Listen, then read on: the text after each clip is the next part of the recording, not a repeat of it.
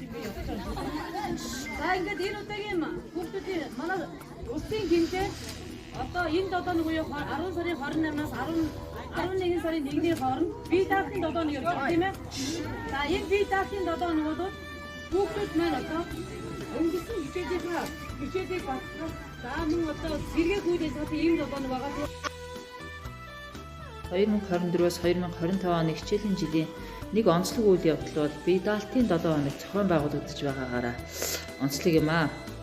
За энэ үйл ажиллагааны хүрээнд 2024 оны 10 сарын 28-ны өдөр манай сургуулийн 6-аас 9-р ангийн сурагчид сургуулийн гаднаас нээлт хийгээд нэгэн зэрэг цуваанд орж сумын төвөөс Таталын кивээс сангийн далайн чиглэлд Өхөнгийн нутгаар аялал экскурс хийхээр хөдөлж байна.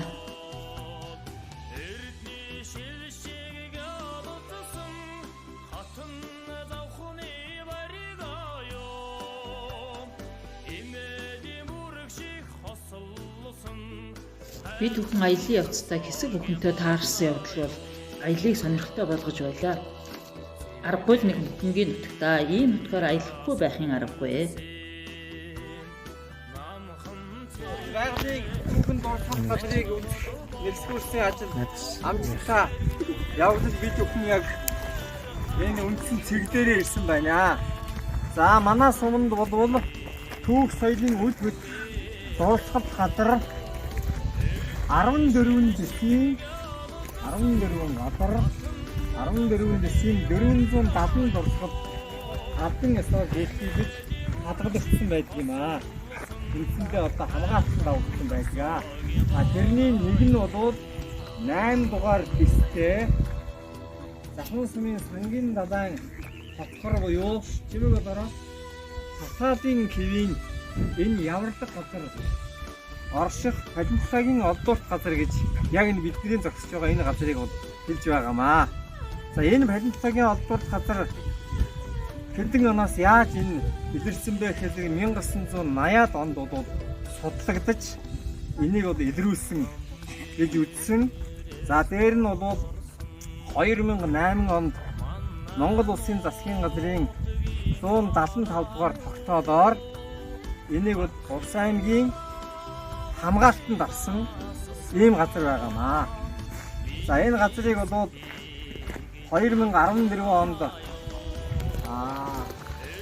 Хуваагийн эрдэмтэн ирж бид бүхэнтэй бас Захын сумын бүх одоо дурсгал газрыг тойролцоо энийг бас ирж үзэн дахин одоо баталгааж явуулсан байдаг.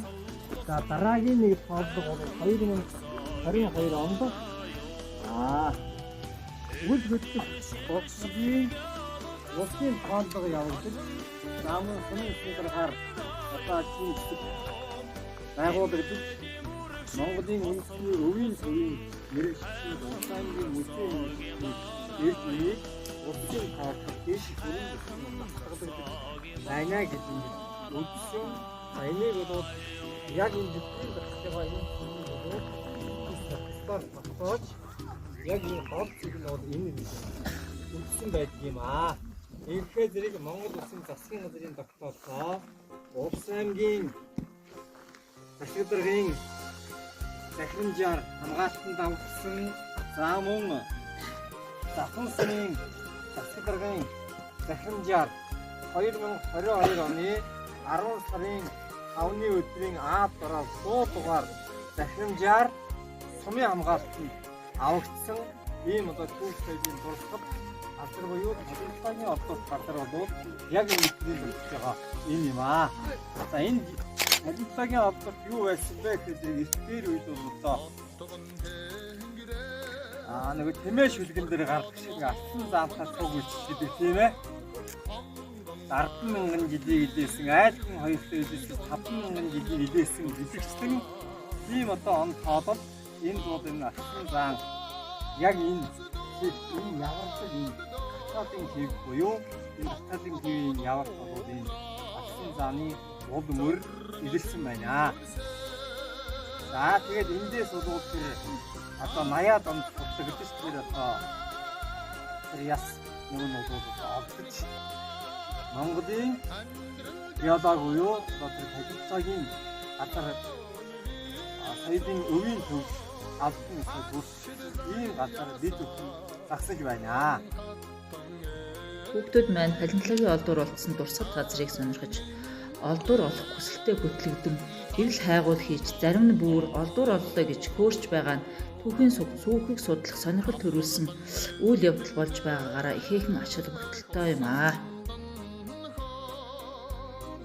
За бид бүхэн маршрутын дагуу сангийн далайн улаан цагаан давс шүүх үйл явцтай танилцж хим биологийн багш Нандин цэцэг давсны найрлах нөөц ургалт давсыг шүүх аргатай танилцуулж мэдээлэл хийж ярилцлага өндөрлөө.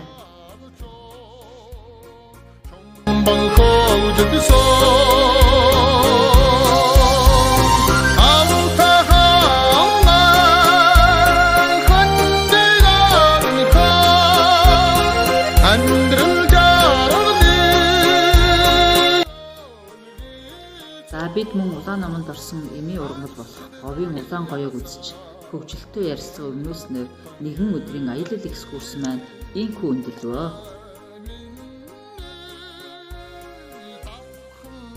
За ингээд сурагчид маань аялал экскурсын явцад зурсан зураг гэрэл зургаараа үзэсгэлэн гаргаж тайлангаа тавилаа.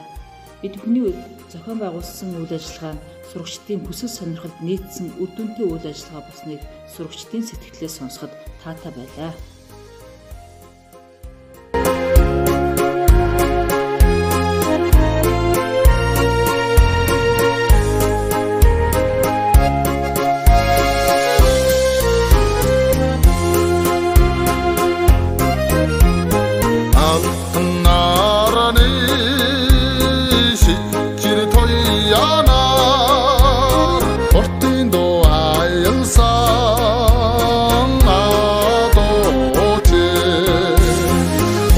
Sunday